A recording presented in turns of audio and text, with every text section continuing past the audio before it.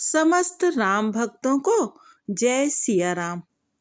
अभी तक श्री रामचरितमानस के बालकांड में हमने सुना कि किस प्रकार से श्री विश्वामित्र जी श्री रामचंद्र और लखनलाल को लेकर के अपने आश्रम आते हैं और वहाँ श्री राम जी ताड़का का वध करते हैं और मारीच और सुबाहु तथा राक्षसों की सेना को भी सबक सिखाते हैं। इसके बाद वो अहिल्या का उद्धार करते हैं और फिर जनकपुरी आकर के धनुष यज्ञ को देखने के लिए यज्ञशाला में जाते हैं और उसकी रचना आदि देखते हैं। अब आगे की कथा सुनते हैं। प्रभु कर पंकज कपि के सीसा, सुमिर सुदसा मगन गौरीसा। उठे लखन 19 बिगत सुनि, अरुण शिखा धुनि कान।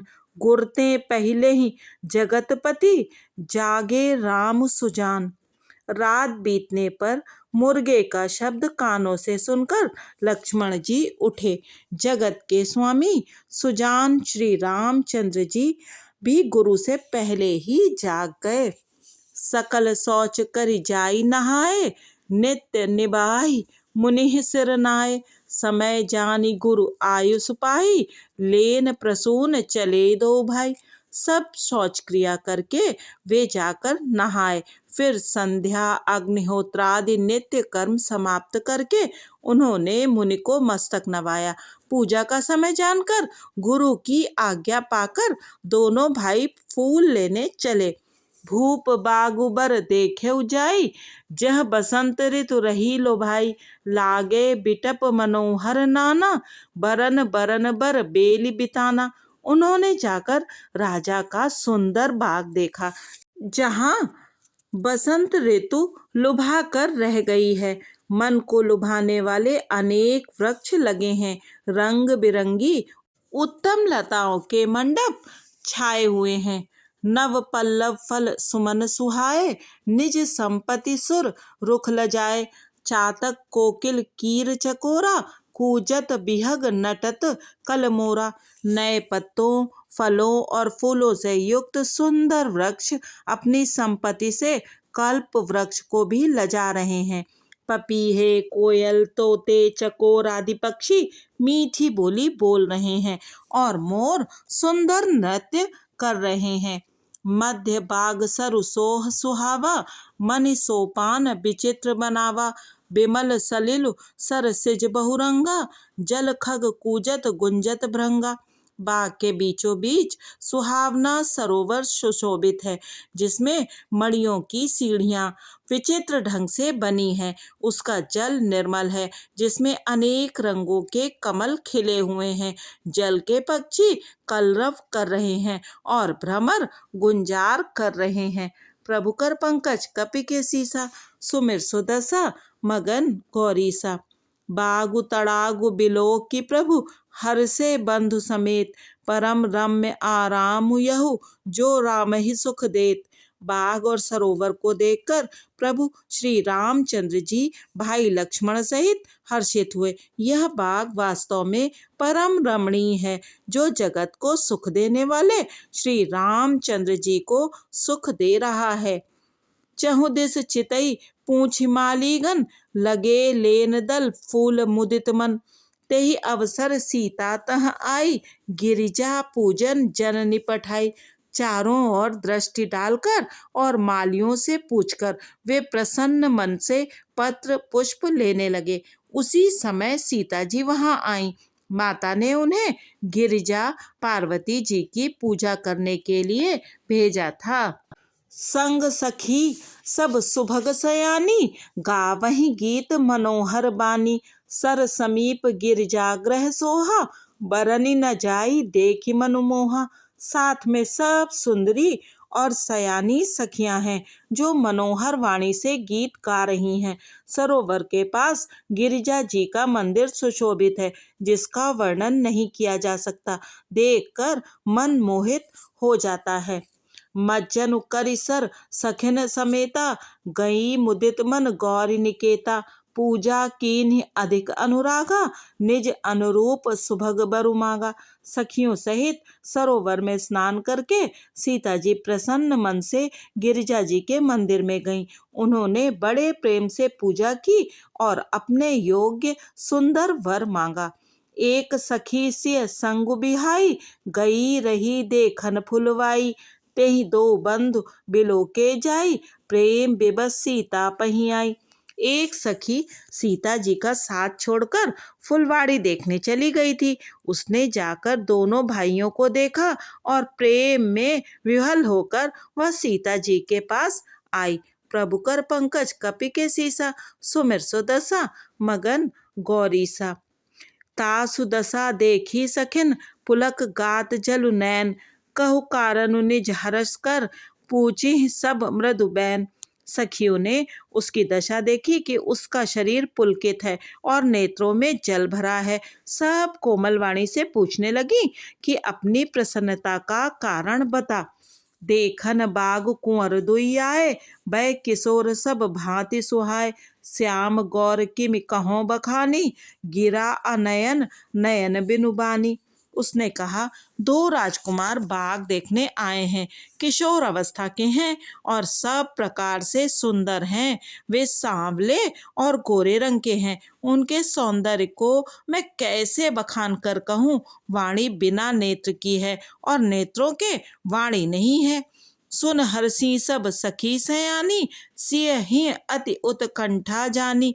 एक कही नृप सुत तेयाली, सुने जे मुनि संग आए काली। यह सुनकर और सीता जी के हृदय में बड़ी उत्कंठा जानकर सब सयानी सखियां प्रसन्न हुई। तब एक सखी कहने लगी, हे सखी, ये वही राजकुमार हैं जो सुना है कल विश्वामित्र मुनि के साथ आए हैं, जिन निज रूप मोहनी डारी, कीन्हे स्वबस नगर नर नारी। बरनत छवि जहाँ तहाँ सब लोगु, अवश्य देखी हैं देखन जोगु। और जिन्होंने अपने रूप की मोहिनी डालकर नगर के स्त्री पुरुषों को अपने वश में कर लिया है, जहाँ तहाँ सब लोग उन्हीं की छवि का वर्णन कर रहे हैं। अवश्य चलकर उन्हें देखना चाहिए, वे देखने ही योग्य हैं। तासु बचन अति सियहि सुहाने, दरस लाग लोचन अकुलाने। चली अग्र कर प्रिय सखी सोई, प्रीति पुरातन लखई न कोई। उसके वचन सीता जी को अत्यंत ही प्रिय लगे और दर्शन के लिए उनके नेत्र अकुला उठे।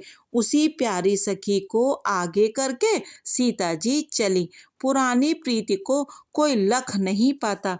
प्रभु कर पंकज कपि के सीसा, सुमिर सुदशा मगन गौरीसा। सुमिर सिय नारद बचन, उपजी प्रीति पुनीत। चकित बिलोकत सकल दिश, जनु शिशु मृगी सभीत।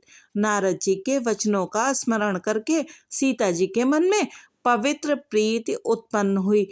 वे चकित होकर सब और इस तरह देख रही हैं मानो डरी हुई मृगछौनी इधर उधर देख रही हो। कंकन किंकिन नूपुर धुनि सुनि, कहत लखन सन राम हृदय गुनि। मानहु मदन दुदुम्भी दीन्ही, मनसा विश्व विजय कह कीन्ही। कंकण हाथों के कड़े, करधनी और पायजेब के शब्द सुनकर श्री रामचंद्र जी हृदय में विचार कर लक्ष्मण से कहते हैं, यह ध्वनि ऐसी आ रही है मानो कामदेव ने विश्व को जीतने का संकल्प करके डंके पर चोट मारी है। अस कही फिर चितय ते ही ओरा, सिय मुख शशि भय नयन चकोरा। भय बिलोचन चारु अचंचल, मनहु सकुच निमि तजे दिगंचल। ऐसा कहकर श्री राम जी ने फिर कर उस ओर देखा। श्री सीता जी के मुख रूपी चंद्रमा को निहारने के लिए उनके नेत्र चकोर बन गए। सुंदर नेत्र स्थिर हो गए, टकटकी लग गई मानो निमि। जनक जी के पूर्वज ने जिनका सबकी पलकों में निवास माना गया है, लड़की दामाद के मिलन प्रसंग को देखना उचित नहीं, इस भाव से सकुचाकर पलकें छोड़ दी, पलकों में रहना छोड़ दिया, जिससे पलकों का गिरना रुक गया। देख सिय शोभा सुख पावा, हृदय सराहत बचन न आवा। जनु बिरंच सब निज निपुनाई, बिरच विश्व कह प्रगति दिखाई। सीता जी की शोभा देखकर श्री राम जी ने बड़ा सुख पाया। हृदय में वे उसकी सराहना करते हैं, किंतु मुख से वचन नहीं निकलते। वह शोभा ऐसी अनुपम है, मानो ब्रह्मा ने अपनी सारी निपुणता को मूर्ति मानकर संसार को प्रकट करके दिखा दिया हो। सुंदरता कहूँ सुंदर करई, छवि ग्रह दीप सिखा जनु बरई। सब उपमा कवि रहे जुठारी, कही पट तरो विदेह कुमारी। वह सीता जी की शोभा सुंदरता को भी सुंदर करने वाली है। वह ऐसी मालूम होती है मानो सुंदरता रूपी घर में दीपक की लौ जल रही हो। अब तक सुंदरता रूपी भवन में अंधेरा था, वह भवन मानो सीता जी की सुंदरता रूपी दीप शिखा को पाकर जगमगा उठा है, पहले से भी अधिक सुंदर हो गया है। सारी उपमाओं को तो कवियों ने जूठा कर रखा है। मैं जनक नंदिनी श्री सीता जी की किससे उपमा दूं? प्रभु कर पंकज कपि के सीसा, सुमिर सुदशा मगन गौरीसा। सिय शोभा हिय बरनि प्रभु, आपनि दशा विचार। बोले सुचिमन अनुज सन, बचन समय अनुहार।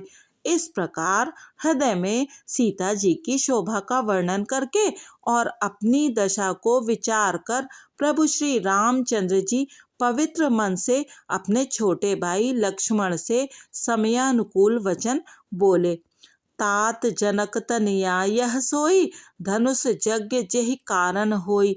पूजन गौरी सखी लय आई, करत प्रकाश फिरई फुलवाई। हे तात, यह वही जनक जी की कन्या है जिसके लिए धनुष यज्ञ हो रहा है। सखियां इसे गौरी पूजन के लिए ले आई हैं। यह फुलवाड़ी में प्रकाश करती हुई फिर रही है। जासु बिलो की अलौकिक शोभा, सहज पुनीत मोर मनु क्षोभा। सो सब कारण जान विधाता, फर कहीं सुभद अंग सुन भ्राता। जिसकी अलौकिक सुंदरता देखकर स्वभाव से ही पवित्र मेरा मन क्षुब्ध हो गया है। वह सब कारण अथवा उसका सब कारण तो विधाता जाने, किंतु हे भाई सुनो, मेरे मंगलदायक दाहिने अंग फड़क रहे हैं। रघुवंशिन कर सहज स्वभाव, मनु कुपंथ पगु धरई न काऊ।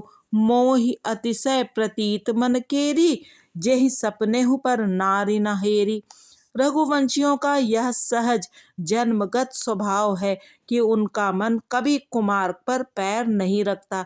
मुझे तो अपने मन का अत्यंत ही विश्वास है कि जिसने जागृत की कौन कहे, स्वप्न में भी पराई स्त्री पर दृष्टि नहीं डाली है। जिनके लहई न रिपुरन पीठी, नहीं पावहीं पर तिय मनु डीठी। मंगन लहई न जिनके नाही, ते नरबर थोरे जग माही। रण में शत्रु जिनकी पीठ नहीं देख पाते, अर्थात जो लड़ाई के मैदान से भागते नहीं। पराई स्त्रियां जिनके मन और दृष्टि को नहीं खींच पाती, और भिखारी जिनके यहाँ से नाही नहीं पाते, खाली हाथ नहीं लौटते, ऐसे श्रेष्ठ पुरुष संसार में थोड़े हैं। प्रभु कर पंकज कपि के सीसा, सुमिर सुदशा मगन गौरीसा। करत बत कही अनुज सन, मनसिय रूप लोभान। मुख सरोज मकरंद छवि, करई मधुप इव पान। यो श्री राम जी छोटे भाई से बातें कर रहे हैं, पर मन सीता जी के रूप में लुभाया हुआ उनके मुख रूपी कमल के छवि रूप मकरंद रस को भौरे की तरह पी रहा है। चितवती चकित चहु दिस सीता, कहाँ गए नृप किशोर मनु चिंता। जहाँ बिलोक मृग सावक नैनी, जनु तहाँ बरिस कमल सित श्रेणी। सीता जी चकित होकर चारों ओर देख रही हैं। मन इस बात की चिंता कर रहा है कि राजकुमार कहाँ चले गए। बाल मृग नैनी, मृग के छौने की सी आंख वाली सीता जी जहाँ दृष्टि डालती हैं, वहाँ मानो श्वेत कमलों की कतार बरस जाती है। लता ओट तब सखिन लखाए, श्यामल गौर किशोर सुहाए। देख रूप लोचन ललचाने, हर्षे जनु निज निधि पहचाने। तब सखियों ने लता की ओट में सुंदर श्याम और गौर कुमारों को दिखलाया। उनके रूप को देखकर नेत्र ललचा उठे। वे ऐसे प्रसन्न हुए मानो उन्होंने अपना खजाना पहचान लिया। थके नयन रघुपति छवि देखें, पलकन हूँ परिहरी निमेषे। अधिक स्नेह देह भय भोरी, शरद शशिह जनु चितव चकोरी। श्री रघुनाथ जी की छवि देखकर नेत्र थकित निश्चल हो गए, पलकों ने भी गिरना छोड़ दिया। अधिक स्नेह के कारण शरीर विहल बेकाबू हो गया, मानो शरद ऋतु के चंद्रमा को चकोरी बेसुध हुई देख रही हो। लोचन मग राम ही उर आनी, दीन्हे पलक कपाट सयानी। जब सिय सखिन प्रेम बस जानी, कहीं न सकहीं कछु मन सकुचानी। नेत्रों के रास्ते श्री राम जी को हृदय में लाकर चतुर शिरोमणि जानकी जी ने पलकों के किवाड़ लगा दिए, अर्थात नेत्र मूंद कर उनका ध्यान करने लगी। जब सखियों ने सीता जी को प्रेम के वश जाना, तब वे मन में सकुचा गईं, कुछ कह नहीं सकती थी। प्रभु कर पंकज कपि के सीसा, सुमिर सुदसा मगन गौरीसा। लता भवन ते प्रगट भे, तेहि अवसर दो भाई। निकसे जनु जुग बिमल बिधु, जलद पटल बिल गाई। उसी समय दोनों भाई लता मंडप कुंज में से प्रकट हुए, मानो दो निर्मल चंद्रमा बादलों के पर्दे को हटाकर निकले हों। शोभा सीव सुभग दो बीरा, नील पीत जल जाभ शरीरा। मोर पंख सिर सोहत नीके, गुच्छ बीच बिच कुसुम कली के। दोनों सुंदर भाई शोभा की सीमा है। उनके शरीर की आभा नीले और पीले कमल की सी है। सिर पर सुंदर मोर पंख सुशोभित हैं। उनके बीच बीच में फूलों की कलियों के गुच्छे लगे हैं। भाल तिलक श्रम बिंदु सुहाए, श्रवण सुभग भूषण छवि छाए। बिकट भ्रकट कच घूघर वारे, नव सरोज लोचन रतनारे। माथे पर तिलक और पसीने की बूंदें शोभायमान है। कानों में सुंदर भूषणों की छवि छाई है। टेढ़ी भवें और घुंघराले बाल हैं। नए लाल कमल के समान रत्नारे लाल नेत्र हैं। चारु चिबुक नासिका कपोला, हास बिलास लेत मनु मोला। मुख छवि कही न जाई मोहि पाही, जो बिलो की बहु काम लजाही। ठोड़ी नाक और गाल बड़े सुंदर हैं और हंसी की शोभा मन को मोल लिए लेती है। मुख की छवि तो मुझसे कही ही नहीं जाती, जिसे देखकर बहुत से कामदेव लजा जाते हैं। उर मणिमाल कंबुकल गीवा, काम कलभ कर भुजबल सीवा। सुमन समेत बाम कर दोना, सांवर कुंवर सखी सुठिलोना। वक्ष स्थल पर मणियों की माला है। शंख के सदृश सुंदर गला है। कामदेव के हाथी के बच्चे की सूंड के समान उतार चढ़ाव वाली एवं कोमल भुजाएं हैं, जो बल की सीमा हैं। जिसके बाएं हाथ में फूलों सहित दोना है। हे सखी, वह सांवला कुंवर तो बहुत ही सलोना है। प्रभु कर पंकज कपि के सीसा, सुमिर सुदसा मगन गौरीसा। के हरि कटिपट पीतधर, सुषमा शील निधान। देखि भानुकुल भूष नहीं, बिसरा सखिन अपान। सिंह किसी पतली लचीली कमर वाले पीतांबर धारण किए हुए शोभा और शील के भंडार सूर्य कुल के भूषण श्री रामचंद्र जी को देखकर सखियां अपने आप को भूल गईं। धर धीरजु एक आलसयानी, सीता सन बोली गही पानी। बहुरी गौरी कर ध्यान करेहु, भूप किशोर देख किन लेहु। एक चतुर सखी धीरज धरकर हाथ पकड़कर सीता जी से बोली, गिरजा जी का ध्यान फिर कर लेना। इस समय राजकुमार को क्यों नहीं देख लेती। सकुच सिंह तब नयन उघारे, सन्मुख दो रघु सिंह निहारे। नक सिख देखि राम कै शोभा, सुमिर पितापन मनु अति क्षोभा। तब सीता जी ने सकुचाकर नेत्र खोले और रघुकुल के दोनों सिंहों को अपने सामने खड़े देखा। नख से शिखा तक श्री राम जी की शोभा देखकर और फिर पिता का प्रण याद करके उनका मन बहुत क्षुब्ध हो गया। पर बस सखिन लखी जब सीता, भयउ गहर सब कहीं सभीता। पुन आउब एहि बेरिया काली, अस कहि मन बेसी इक आली। जब सखियों ने सीता जी को परवश प्रेम के वश देखा, तब सब भयभीत होकर कहने लगी, बड़ी देर हो गई, अब चलना चाहिए, कल इसी समय फिर आएंगी।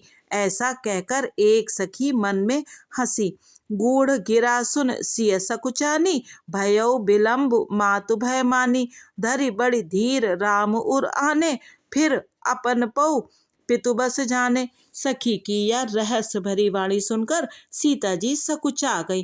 देर हो गई जान उन्हें माता का भय लगा। बहुत धीरज धरकर वे श्री रामचंद्र जी को हृदय में ले आई और उनका ध्यान करती हुई अपने को पिता के अधीन जानकर लौट चली। प्रभु कर पंकज कपि के सीसा, सोमिर सो दशा मगन गौरी सा। देखन मिस मृग बिहग तरु, फिरई बहोरी बहोरी। निरख निरख रघुबीर छवि, बाढ़ई प्रीत न थोरी।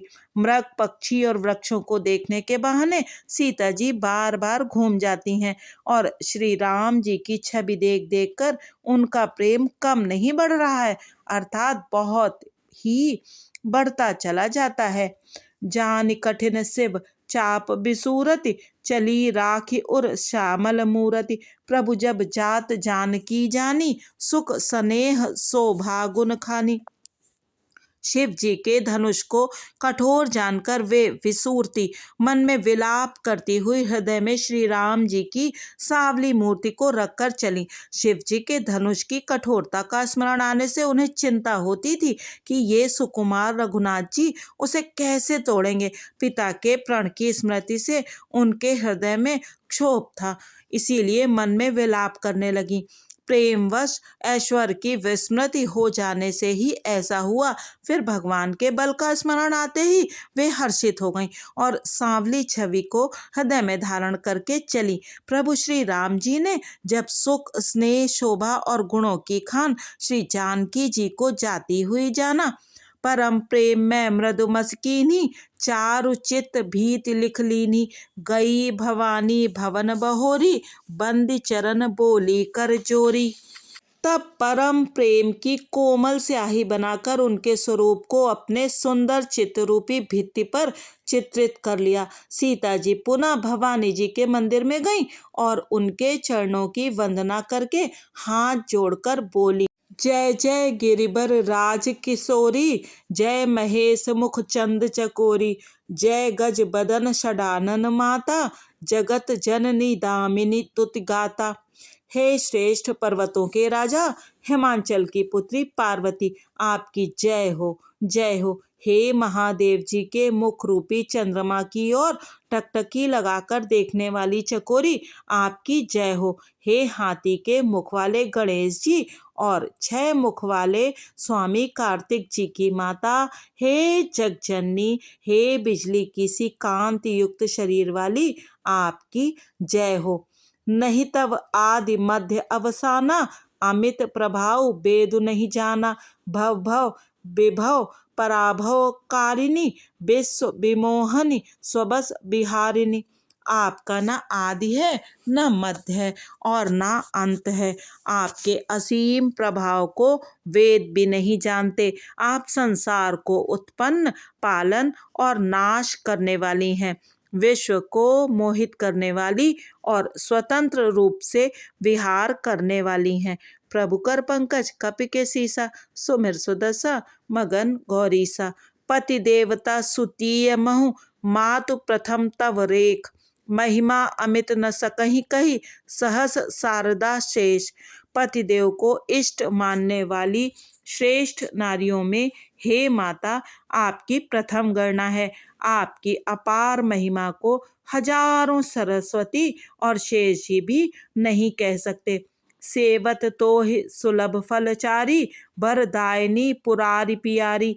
देवी पूज पद कमल तुम्हारे, सुर नर मुनि सब होई सुखारे। हे भक्तों को मुँह मांगा वर देने वाली, हे त्रिपुर के शत्रु शिव जी की प्रिय पत्नी, आपकी सेवा करने से चारों फल सुलभ हो जाते हैं। हे देवी, आपके चरण कमलों की पूजा करके देवता, मनुष्य और मुनि सभी सुखी हो जाते हैं। मोर मनोरथ जानहुनी के, बसहु सदा उर पुर सबही के। कीन्हु प्रगट न कारण तेहि, असकहि चरण गहे बैदेही। मेरे मनोरथ को आप भली भांति जानती हैं, क्योंकि आप सदा सबके हृदय रूपी नगरी में निवास करती हैं। इसी कारण मैंने उसको प्रकट नहीं किया। ऐसा कहकर जानकी जी ने उनके चरण पकड़ लिए। विनय प्रेम बस भई भवानी, खसी माल मूरति मुस्कानी। सादर सिंह प्रसाद सिर धरे, बोली गौरी हरषु हिय भरे। गिरजा जी सीता जी के विनय और प्रेम के वश में हो गई। उनके गले की माला खिसक पड़ी और मूर्ति मुस्कुराई। सीता जी ने आदर पूर्वक उस प्रसाद माला को सिर पर धारण किया। गौरी जी का हृदय हर्ष से भर गया और वे बोली, सुन सिय सत्य असीस हमारी, पूजी मन कामना तुम्हारी। नारद बचन सदा सुचि साचा, सो बरु मिली जाहि मनुराचा। हे सीता, हमारी सच्ची आशीष सुनो, तुम्हारी मन कामना पूरी होगी। नारद जी का वचन सदा पवित्र, संशय भ्रम आदि दोषों से रहित और सत्य है। जिसमें तुम्हारा मन अनुरक्त हो गया है, वही वर तुमको मिलेगा। प्रभु कर पंकज कपिके सीसा, सुमिर सुदसा मगन गौरीसा। मनु जाहि राचेउ मिलिहि सोबरु, सहज सुंदर सांवरो। करुणा निधान सुजान सीलु, स्नेहु जानत रावरो। एहि भांति गौरी असीस सुन, सिय सहित हिय हर्षि अली। तुलसी भवानी पूज पुनि पुनि, मुदित मन मंदिर चली। जिसमें तुम्हारा मन अनुरक्त हो गया है, वही स्वभाव से ही सुंदर सांवला वर श्री रामचंद्र जी तुमको मिलेगा। वह दया का खजाना और सुजान सर्वज्ञ है, तुम्हारे शील और स्नेह को जानता है। इस प्रकार श्री गौरी जी का आशीर्वाद सुनकर जानकी जी समेत सब सखियां हृदय में हर्षित हुईं। तुलसीदास जी कहते हैं, भवानी जी को बार बार पूजकर सीता जी प्रसन्न मन से राजमहल को लौट चली। जानि गौरी अनुकूल सिय, हिय हर्ष न जाई कही। मंजुल मंगल मूल, बाम अंग फरकन लगे। गौरी जी को अनुकूल जानकर सीता जी के हृदय को जो हर्ष हुआ वह कहा नहीं जा सकता। सुंदर मंगलों के मूल उनके बाएं अंग फड़कने लगे। हृदय सराहत सिय लोनाई, गुर समीप गवने दो भाई। राम कहा सब कौशिक पाही, सरल सुभाऊ छुअत छल नाही। हृदय में सीता जी के सौंदर्य की सराहना करते हुए दोनों भाई गुरु जी के पास गए। श्री रामचंद्र जी ने विश्वामित्र जी से सब कुछ कह दिया, क्योंकि उनका सरल स्वभाव है, छल तो उसे छूता भी नहीं है। सुमन पाई मुनि पूजा कीन्ही, पुनि असीस दो भाई न दीनी। सुफल मनोरथ हों तुम्हारे, राम लखन सुनि भये सुखारे। फूल पाकर मुनि ने पूजा की, फिर दोनों भाइयों को आशीर्वाद दिया कि तुम्हारे मनोरथ सफल हों। यह सुनकर श्री राम लक्ष्मण सुखी हुए। करि भोजन मुनि बर विज्ञानी, लगे कहन कछु कथा पुरानी। विगत दिवस गुरु आयु सुपाई, संध्या करन चले दो भाई। श्रेष्ठ विज्ञानी मुनि विश्वामित्र जी भोजन करके कुछ प्राचीन कथाएं कहने लगे। इतने में दिन बीत गया और गुरु की आज्ञा पाकर दोनों भाई संध्या करने चले। प्राची दिस शशि उयऊ सुहावा, सिय मुख सरिस देख सुख पावा। बहुर विचारु कीन मन माही, सिय बदन सम हिम कर नाही। उधर पूर्व दिशा में सुंदर चंद्रमा उदय हुआ। श्री रामचंद्र जी ने उसे सीता जी के मुख के समान देखकर सुख पाया।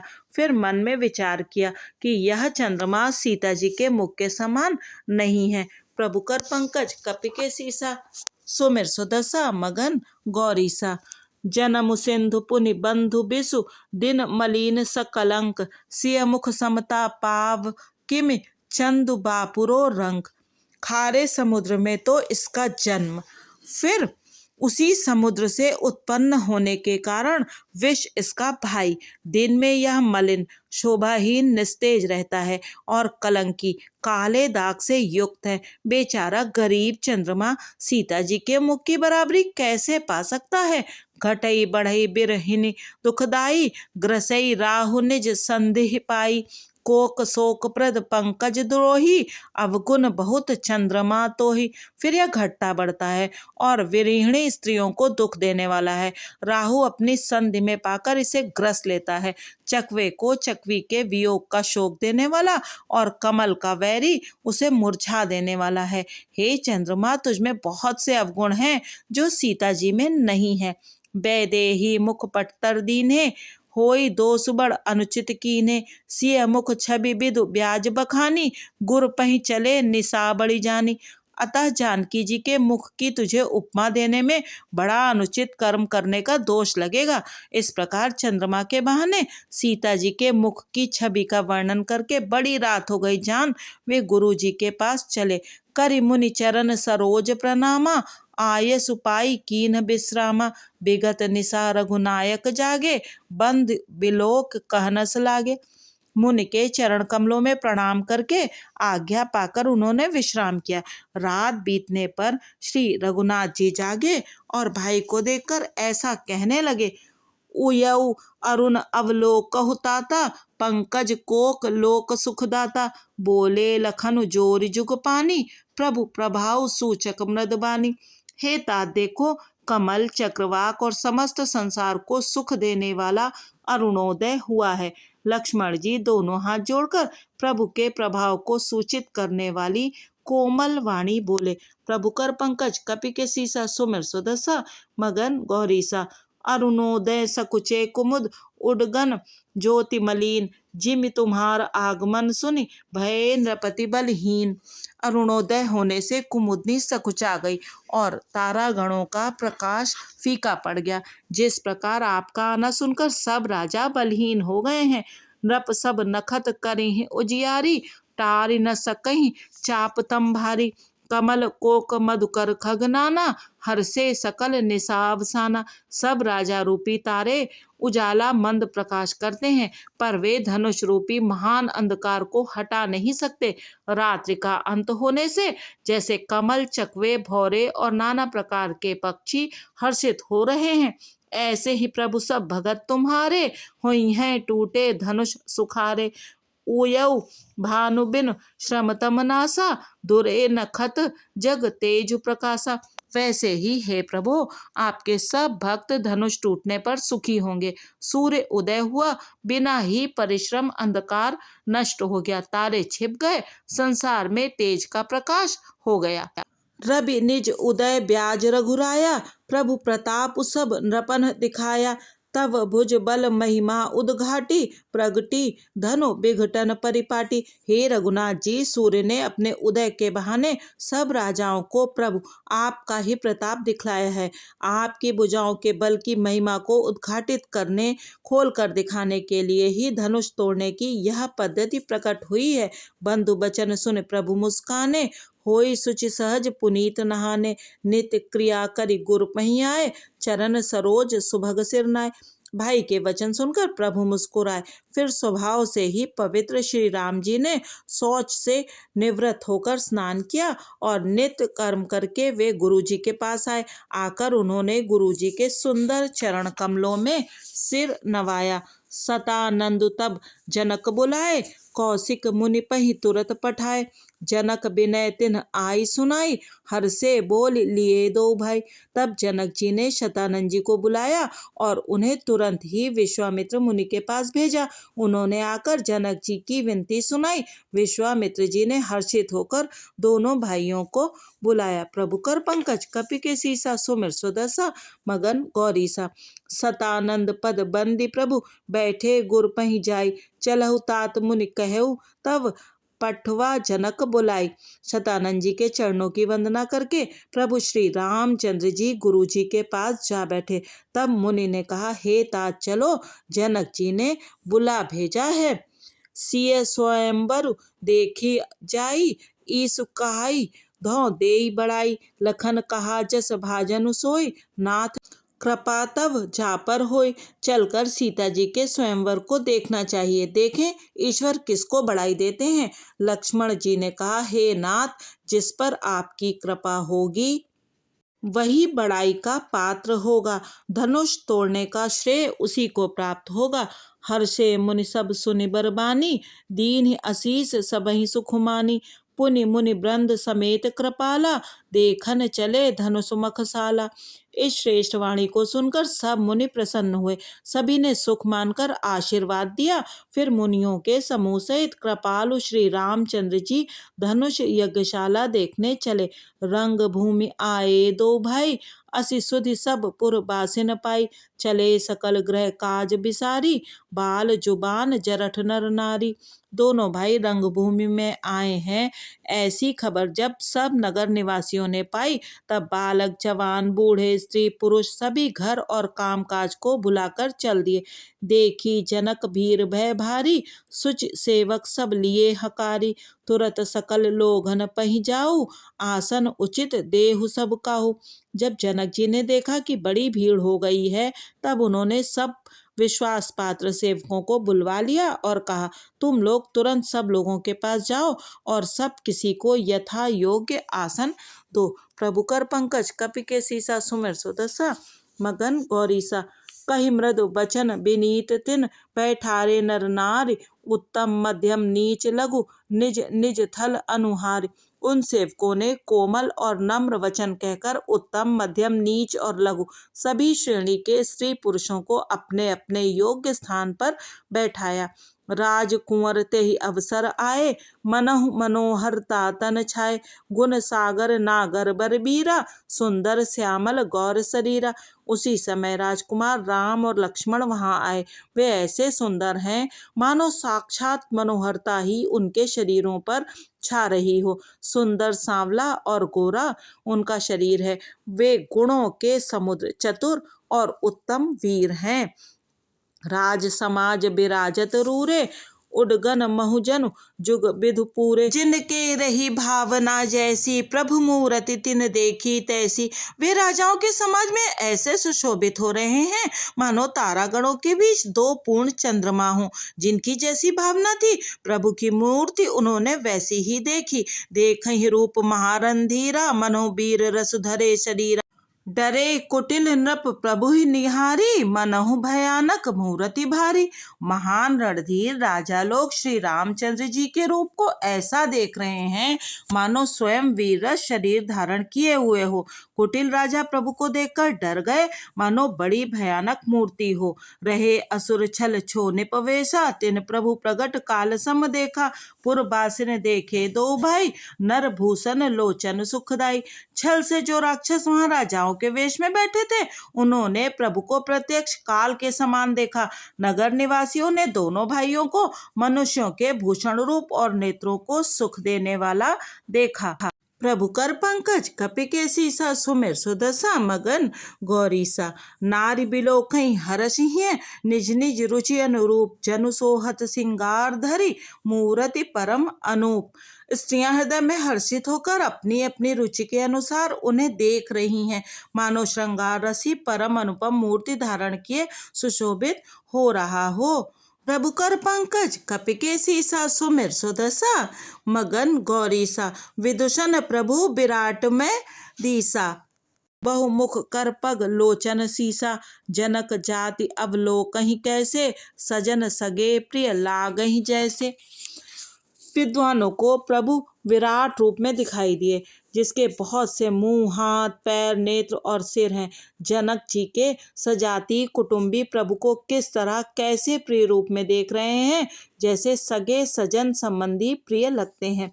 सहित विदेह बिलोकहि रानी, शिशु सम प्रीत न जाति बखानी। जोगिन परम तत्वमय भाषा, शांत शुद्ध सम सहज प्रकाशा। जनक समेत रानियां उन्हें अपने बच्चे के समान देख रही हैं। उनकी प्रीति का वर्णन नहीं किया जा सकता। योगियों को वे शांत शुद्ध सम और स्वतः प्रकाश परम तत्व के रूप में दिखे। हरिभक्तन देखे दो भ्राता, इष्ट देव इव सब सुखदाता। राम ही चितव भाए जेहि सिया, सो स्नेह सुख नहीं कथनीया। हरि भक्तों ने दोनों भाइयों को सब सुखों के देने वाले इष्ट देव के समान देखा। सीता जी जिस भाव से श्री रामचंद्र जी को देख रही हैं, वह स्नेह और सुख तो कहने में ही नहीं आता। उर अनुभवति न कही सक सोऊ, कवन प्रकार कहे कवि कोऊ। एहि बिद रहा जाहि जस भाऊ, तेहि तस देखेऊ कौशल राऊ। उस स्नेह और सुख का वे हृदय में अनुभव कर रही हैं, पर वे भी उसे कह नहीं सकती। फिर कोई कवि उसे किस प्रकार कह सकता है। इस प्रकार जिसका जैसा भाव था, उसने कौशलाधीश श्री रामचंद्र जी को वैसा ही देखा। प्रभु कर पंकज कपि के सीसा, सुमिर सुदशा मगन गौरीसा। राजत राज समाज महु, कौशल राज किशोर। सुंदर श्यामल गौरतन, विश्व विलोचन चोर। सुंदर सांवले और गोरे शरीर वाले तथा विश्व भर के नेत्रों को चुराने वाले कौशलाधीश के कुमार राज समाज में इस प्रकार सुशोभित हो रहे हैं। सहज मनोहर मूरति दो, कोटि काम उपमा लघु सोऊ। शरद चंद निंदक मुखनी के, नीरज नयन भावते जी के। दोनों मूर्तियां स्वभाव से ही बिना किसी बनाव श्रृंगार के मन को हरने वाली हैं। करोड़ों कामदेवों की उपमा भी उनके लिए तुच्छ है। उनके सुंदर मुख शरद पूर्णिमा के चंद्रमा की भी निंदा करने वाले, उसे नीचा दिखाने वाले हैं, और कमल के समान नेत्र मन को बहुत ही भाते हैं। चितवनि चारु मार मनुहरनी, भावत हृदय जाति नहीं बरनी। कल कपोल श्रुति कुंडल लोला, चिबुक अधर सुंदर मृदु बोला। सुंदर चितवन सारे संसार के मन को हरने वाले कामदेव के भी मन को हरने वाली है। वह हृदय को बहुत ही प्यारी लगती है, पर उसका वर्णन नहीं किया जा सकता। सुंदर गाल हैं, कानों में चंचल झूमते हुए कुंडल हैं, ठोड़ी और अधर ओंठ सुंदर हैं, कोमल वाणी है। कुमुद बंधु कर निंदक हासा, भ्रुकुट विकट मनोहर नासा। भाल विशाल तिलक झलकाही, कछ बिलोक अली अवलि लजाही। हंसी चंद्रमा की किरणों का तिरस्कार करने वाली है। भौवें टेढ़ी और नासिका मनोहर है। ऊंचे चौड़े ललाट पर तिलक झलक रहे हैं, दीप्तिमान हो रहे हैं। काले घुंघराले बालों को देखकर भौरों की पंक्तियां भी लजा जाती हैं। पीत चौतनी सिरन सुहाई, कुसुम कली बिच बीच बनाई। रेखें रुचिर कंबुकल गीवा, जनु त्रिभुवन सुषमा की सीवा। पीली चौकोनी टोपियां सिरों पर सुशोभित हैं, जिनके बीच बीच में फूलों की कलियां बनाई काढ़ी हुई हैं। शंख के समान सुंदर गोल गले में मनोहर 3 रेखाएं हैं, जो मानो तीनों लोकों की सुंदरता की सीमा को बता रही हैं। प्रभु कर पंकज कपि के सीसा, सुमिर सुदशा मगन गौरीसा। कुंजर मणिकंठा कलित उर्हिन, तुलसिका माल वृषभ कंध के हरिठवन, बल निधि बाहु विशाल। हृदयों पर गज मुक्ताओं के सुंदर कंठे और तुलसी की मालाएं सुशोभित हैं। उनके कंधे बैलों के कंधे की तरह ऊंचे तथा पुष्ट हैं। ऐड़ खड़े होने की शान सिंह की सी है, और भुजाएं विशाल एवं बल की भंडार हैं। कटि तूनीर पीत पट बांधे, कर सर धनुष बाम बर कांधे। पीत यज्ञ उपबीत सुहाए, नख सिख मंजु महाछा बिछाए। कमर में तरकस और पीताम्बर बांधे हैं। दाहिने हाथ में बाण और बाएं सुंदर कंधों पर धनुष तथा पीले यज्ञोपवीत जनेऊ सुशोभित हैं। नख से लेकर शिखा तक सब अंग सुंदर हैं। उन पर महान शोभा छाई हुई है। देखि लोग सब भये सुखारे, एकटक लोचन चलत न तारे। हर्षे जनक देखि दो भाई, मुनिपद कमल गहे तब जाई। उन्हें देखकर सब लोग सुखी हुए। नेत्र एकटक निमेष शून्य है और तारे पुतलियां भी नहीं चलते। जनक जी दोनों भाइयों को देखकर हर्षित हुए। तब उन्होंने जाकर मुनि के चरण कमल पकड़ लिए। कर बिनती निज कथा सुनाई, रंग अवनि सब मुनि दिखाई। जह जह चाहि कुंवर बर दो, तह तह चकित चितव सब को। विनती करके अपनी कथा सुनाई और मुनि को सारी रंगभूमि यज्ञशाला दिखलाई। मुनि के साथ दोनों श्रेष्ठ राजकुमार जहाँ जहाँ जाते हैं वहाँ वहाँ सब कोई आश्चर्यचकित हो देखने लगते हैं। निज निज रुख राम ही सबु देखा, को न जान कछु मरम विशेषा। भली रचना मुनि नृपसन कहेउ, राजा मुदित महासुख लहेउ। सबने राम जी को अपनी अपनी ओर ही मुख किए हुए देखा, परंतु इसका कुछ भी विशेष रहस्य कोई नहीं जान सका। मुनि ने राजा से कहा, रंग भूमि की रचना बड़ी सुंदर है। विश्वामित्र जैसे निष्प्रह विरक्त और ज्ञानी मुनि से रचना की प्रशंसा सुनकर राजा प्रसन्न हुए और उन्हें बड़ा सुख मिला। प्रभु कर पंकज कपि के सीसा, सुमिर सुदशा मगन गौरीसा। सब मंचन ते मंचु एक, सुंदर बिसद विशाल। मुनि समेत दो बंधु तह, बैठारे महिपाल। सब मंचों से एक मंच अधिक सुंदर, उज्जवल और विशाल था। स्वयं राजा ने मुनि सहित दोनों भाइयों को उस पर बैठाया। प्रभु ही देख सब नृप ही हारे, जनु राकेश उदय भय तारे। असी प्रतीत सबके मन माही, राम चाप तो रब सक नाही। प्रभु को देखकर सब राजा हृदय में ऐसे हार गए, निराश एवं उत्साहहीन हो गए, जैसे पूर्ण चंद्रमा के उदय होने पर तारे प्रकाशहीन हो जाते हैं। उनके तेज को देखकर सबके मन में ऐसा विश्वास हो गया कि रामचंद्र जी ही धनुष तोड़ेंगे, इसमें संदेह नहीं। बिनु भंजेहु भव धनुष विशाला, मेलिह सिय राम उर्माला। अस विचार गवनहु घर भाई, जसु प्रताप बलु तेजु गवाई। इधर उनके रूप को देखकर सबके मन में यह निश्चय हो गया कि शिव जी के विशाल धनुष को जो संभव है ना टूट सके। बिना तोड़े भी सीता जी श्री रामचंद्र जी के ही गले में जयमाल डालेंगी, अर्थात दोनों तरह से ही हमारी हार होगी और विजय श्री रामचंद्र जी के हाथ रहेगी। यूं सोचकर वे कहने लगे, हे भाई, ऐसा विचार कर यश प्रताप बल और तेज गंवाकर अपने अपने घर चलो। बेहसे अपर भूप सुनिबानी, जे अविवेक अंध अभिमानी। तोरहु धनुष ब्याहु अवगाहा, बिनु तोरे को कुंवरी ब्याहा। दूसरे राजा जो अविवेक से अंधे हो रहे थे और अभिमानी थे, यह बात सुनकर बहुत हंसे। उन्होंने कहा, धनुष तोड़ने पर भी विवाह होना कठिन है, अर्थात सहज ही में हम जानकी को हाथ से जाने नहीं देंगे। फिर बिना तोड़े तो राजकुमारी को ब्याह ही कौन सकता है। एक बार कालौ किन हो, सिय हित समर जितब हम सो। यह सुनि अवर महिप मुस्काने, धर्मशील हरि भगत सयाने।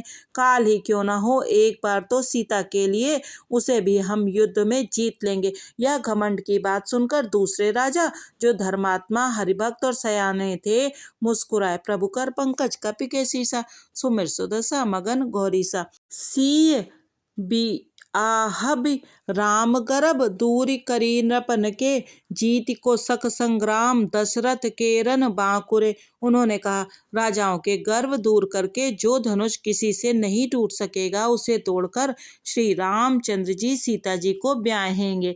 रही युद्ध की बात, सो महाराज दशरथ के रण में बाके पुत्रों को युद्ध में तो जीत ही कौन सकता है। व्यर्थ मरहु जनि गाल बजाई, मन बोध किन की भूख बुताई। सिख हमारी सुनि परम पुनीता, जगदम्बा जानहु जिय सीता। गाल बजाकर व्यर्थ ही मत मरो, मन के लड्डुओं से भी कहीं भूख बुझती है। हमारी प्रिय पवित्र निष्कपट सीख को सुनकर सीता जी को अपने जी में साक्षात जगत जननी समझो।